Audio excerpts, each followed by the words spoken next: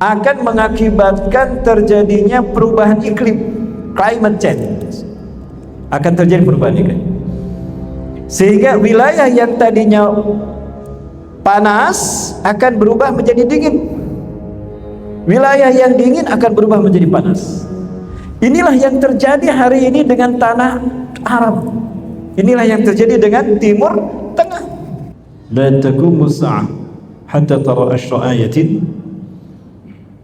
wa minha tadlu asy-syamsu min maghribiha wad-dukhan wad-dabatul ardi wa khurujud dajjal wa nuzul Isa bin Maryam wa khuruju Yajuj wa Ma'juj wa salasatul khusuf khasbun bil masyriq khasbun bil maghribi wa khasbun bi jaziratil arab wa akhiran al-ashirah fannaru tashurun nas atau fannaru tashurun nas min al-masriqi ila al-maghrib.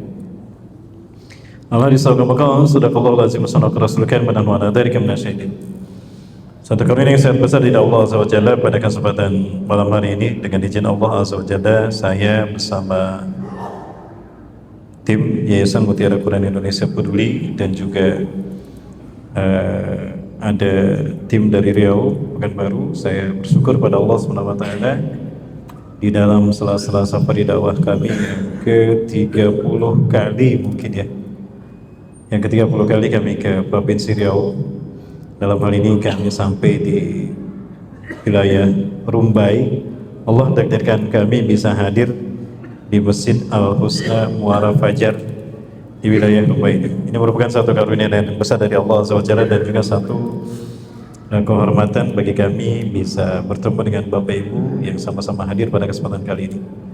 Salawat dan salam semoga selalu pada uswah dan kedua kita Rasulullah Muhammad sallallahu alaihi wasallam, Nabi dan Rasul yang diutus ke tengah-tengah kita, memberikan satu peringatan kepada kita bahwa dunia ini bersifat sementara dan akhirat akan tiba dan kekal adanya.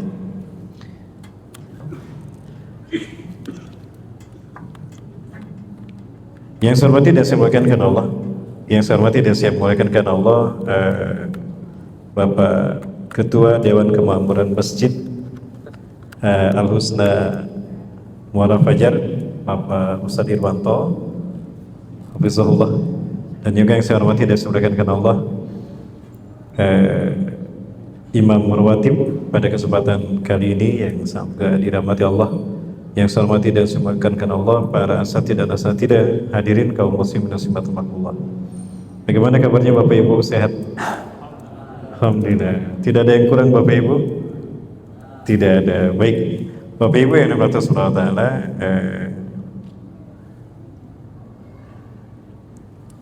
mohon maaf ini ada gangguan teknis terkait dengan media kita InFocus gitu. Karena materi kita memuat beberapa bagian materi yang memang ada video dan gambar yang harus kita apresiasi, yang harus kita lihat terkait dengan materi dan tema yang kita lakukan. Bapak Ibu dan Subhanahu wa taala, tema kita kali ini terkait dengan dukhan sebagai peringatan dari Allah menjelang terjadinya hari kiamat. Apa itu dukhan? Dukhan itu bahasa Arab, artinya asap atau kabut. Ya, asap atau kabut. Ya, terkait dengan literatur Islam, dukhan ini terdapat dalam bahasan eskatologi. Maksudnya adalah bahwa dukhan dalam eskatologi terkait dengan tanda besar terjadinya hari kiamat. Nah, hal ini dikemukakan Rasulullah SAW dalam salah satu hadis, terlebih di dalam Al-Quran, ada di dalam surat Ad-Dukhan. Nah, bahwa Ad-Dukhan ini merupakan peringatan besar dari Allah bahwa kiamat akan terjadi. Nah, adapun di dalam hadis Rasulullah SAW itu diceritakan oleh sahabat Huzaifah bin Usaid Al-Ghifari. Nah, pada saat itu mereka sedang berkumpul di dalam masjid ngobrol tentang hari kiamat. Rasulullah SAW mendengar perbincangan para sahabat ini. Maka kemudian Rasulullah keluar dari ruangannya dan Rasulullah berkata, "Madza tadakkarun?" Apa yang sedang kalian perbincangkan? asik benar kalian berbicara tentang sesuatu di dalam. Apa sedang kalian perbincangkan sebetulnya? Maka apa kemudian Hudzaifah bin Usaid mengatakan, nahnu natadzakaru sa'ah ya Rasulullah. Kami sedang berbicara tentang hari kiamat ya Rasulullah. Ayyana mursaha. Ya, mungkin bagaimana kejadiannya? Kapankah dia terjadi? Maka kemudian Rasulullah SAW membacakan satu ayat di dalam Quran surat Al-A'raf ayat 187. A'udzubillahi minasyaitonirrajim. Yas'alunaka 'anis sa'ah ayyana mursaha. Mereka bertanya kepada engkau Muhammad tentang hari kiamat, bilakah dia terjadi? Qul, katakanlah olehmu Muhammad, innama ilmuha, sesungguhnya pengetahuan tentang hari kiamat inda Rabbi, ada di sisi Tuhanku. Nah, artinya tidak ada yang tahu kapan kiamat terjadi. Yang tahu kiamat terjadi adalah hanya Allah saja. Namun Rasulullah SAW diberitahukan oleh Allah tentang tanda-tandanya bahwa kiamat akan terjadi. Di antara apa yang Rasulullah SAW ketahui dari Allah tentang kiamat adalah yang pertama, Rasulullah SAW menyebutkan hari kiamat akan terjadi pada hari Jumat. Sekarang hari apa Bapak Ibu? Hari Minggu. Minggu, Senin, Selasa, Rabu. Minggu, Senin, Selasa, Rabu, Kamis, Jumat. 6 hari lagi Bapak Ibu. 6 hari lagi. Nah, yang kedua, kiamat akan terjadi kata Rasulullah di waktu subuh. Ketika manusia terlelap dengan tidurnya, maka pada saat itulah kiamat terjadi. Ketika dunia membuai manusia sehingga terlelap dalam kelalaian, di saat itulah kiamat terjadi. Yang ketiga, kiamat akan terjadi ketika tidak lagi terdengar azan di muka bumi. Jadi kalau Bapak Ibu masih mendengar suara azan dikumandangkan di muka bumi, bersyukurlah, kiamat masih jauh. Maka jika ada pejabat yang melarang azan dikumandangkan menggunakan speaker, kita doakan itu pejabat kiamat duluan. Amin. Nggak ada yang respon rupanya ya, cuma satu orang nih yang berani. Kemudian kiamat tidak akan terjadi kata Rasulullah SAW ketika Al-Quran diangkat dari muka bumi, bahkan dari penghafal Quran dan juga dari mushaf Al-Quran. Dan Rasulullah SAW cerita kiamat tidak akan terjadi melainkan orang-orang beriman sudah tidak ada lagi di muka bumi, betapapun imannya hanya sebesar biji sawi. Dan kiamat tidak akan terjadi melainkan Islam akan tegak untuk yang terakhir kali sebelum hari kiamat. Alhamdulillah, berdasarkan perkajian-pengkajian dan juga beberapa diskusi pendalaman, maka kami meyakini bahwa kebangkitan Islam akan terjadi sekali lagi sebelum hari kiamat. Tersisa satu kali lagi kebangkitan Islam di muka bumi ini sebelum terjadinya hari kiamat. Dan ini merupakan momentum kemenangan Islam atas agama yang lain. Nah, dapat kita bayangkan bagaimana dahsyatnya situasi atau fase episode di mana ketika Islam tegak di muka bumi, hancurnya agama-agama lain selain pada Islam, dibunuhnya Dajjal, diperangi dan dimusnahkannya pasukan Dajjal di muka bumi, dan juga dimusnahkannya Ya'juj dan Ma'juj. Pada saat itu kaum muslimin menyaksikan turunnya Nabi Isa alaihissalam, hadirnya Nabi yang ternyata berumur panjang. Ada Nabi Isa, ada Nabi Khidir, ada Nabi Ilyasa, kemudian juga ada Zarnab bin Bara'ala, pendamping Nabi Isa alaihissalam. Dan yang terpenting, pada saat itu hadir dan tegaknya kepemimpinan Islam di muka bumi, yaitu munculnya sosok Muhammad bin Abdullah, cucu cicit Rasulullah SAW yang bergelar Al-Mahdi, Imam Mahdi. Dan Imam Mahdi inilah yang menjadi penghubung antara tanda-tanda kecil dengan tanda-tanda besar. Nah, tanda besar Rasulullah SAW sebutkan ada 10 tanda. Ketika Rasulullah bertanya kepada para sahabat berkata, "Ya Rasulullah, mata takumusah?" "Nahnu natadakkur sa'ah ya Rasulullah." Kami sedang berbicara tentang hari kiamat ya Rasulullah SAW. Maka apa kata Rasulullah SAW? "La takumusah."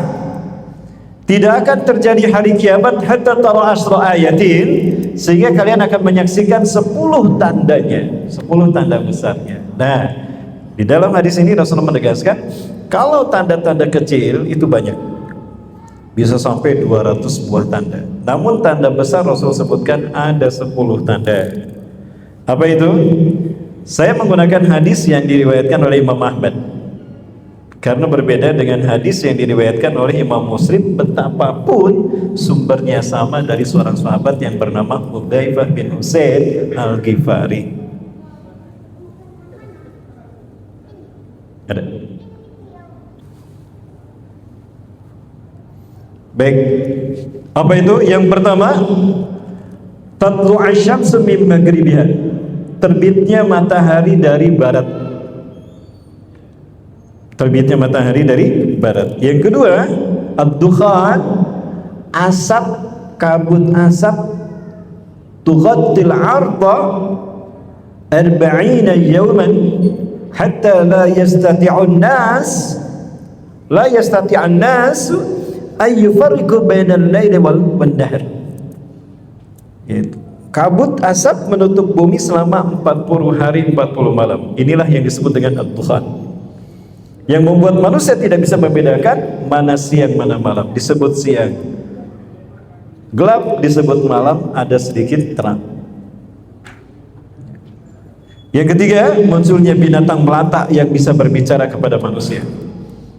Ya, di dalam hadis dikatakan al-jassasa, binatang al-jassasa, binatang mata-mata. Kemudian yang keempat, munculnya Dajjal, si pendusta, yang dia datang menurut beberapa murojah penelitian, dia adalah sosok yang bernama Samiri, yang lahir 100 tahun sebelum Nabi Musa diutus Allah SWT ke muka bumi, ke Bani Israel. Kemudian yang ke berapa? Yang keenam adalah munculnya Ya'juj dan Ma'juj. Ini pun sudah kami bahas kemarin.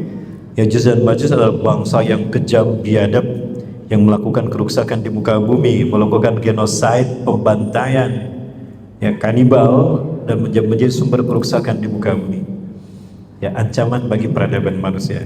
Kemudian yang ketujuh adalah tenggelamnya bumi bagian barat. Yang kedelapan, tenggelamnya bumi bagian timur. Yang kesembilan, tenggelamnya jazirah Arab. Dan yang kesepuluh, api akan menggiring manusia dari timur ke barat. Subhanallah. Malam hari ini kita hanya akan membahas satu saja dari 10 tanda tadi, dan itu adalah tentang dukhan. Ya, baik Bapak Ibu dan saudara, dukhan, kabut asap ini dikatakan oleh beberapa ulama, dan saya sudah mengkaji beberapa kitab. Yang pertama dari kitab Al-Mawsu'ah fil Fitan wal Malahim wa Asyratu Sa'ah, kitab ensiklopedia akhir zaman karya Syekh Dr. Muhammad bin Ahmad Al-Mubayyad. Yang kedua kitab An-Nihayah fil Fitan wal Malahim wa Asyratu Sa'ah. Kitab pertama yang saya punya terkait dengan eskatologi. Yang ketiga dalam kitab Nihayatul Alam karya karya Dr. Muhammad bin Abdurrahman Al-Arifi dari Saudi Arabia. Nah, di dalam kitab-kitab ini ceritakan, ya, beberapa riwayat terkait dengan dukhan. Nah, namun riwayat-riwayat ini membutuhkan interpretasi yang mendalam terkait dengan fakta empirisnya, fakta terjadinya. Karena ini bersifat nubuah dan terjadi di akhir zaman, maka sangat membutuhkan ilmu pendorong yang membuat kita bisa paham tentang Quran dan hadis terkait dengan dukhan. Disinilah kita membutuhkan fikih waqi'iyah, fikih kontemporer, fikih kejadian di akhirat zaman, eskatologi. Nah, saya mencoba menghubungkan peristiwa dukhan ini dengan antara Quran dan hadis yang membahas tentang dukhan dengan kacamata ilmiah. Dalam hal ini adalah dalam pandangan astronomi, geografis, dan arkeologis atau arkeoastronomi. Nah, Bapak Ibu yang dirahmati Allah, maka penelitian yang saya lakukan beberapa lamanya, mungkin bertahun-tahun, saya coba sambungkan sedikit demi sedikit. Saya menemukan satu korelasi yang positif. Apa itu? Belum bisa, Bang? Ini kalau sudah bisa akan saya perlihatkan, ya. beberapa kejadian. Bapak Ibu yang dibantu Subhanahu wa taala. Di dalam Coba dulu aja.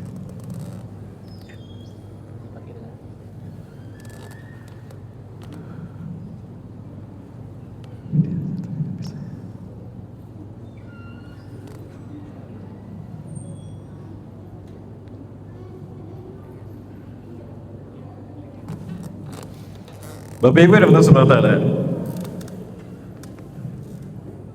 Di antara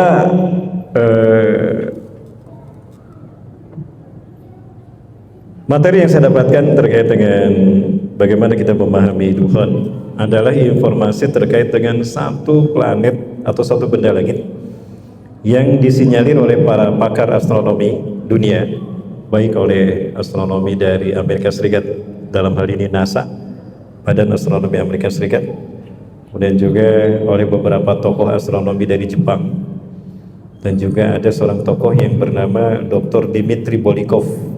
Dia awak NASA, ahli fisika, beliau dari Rusia.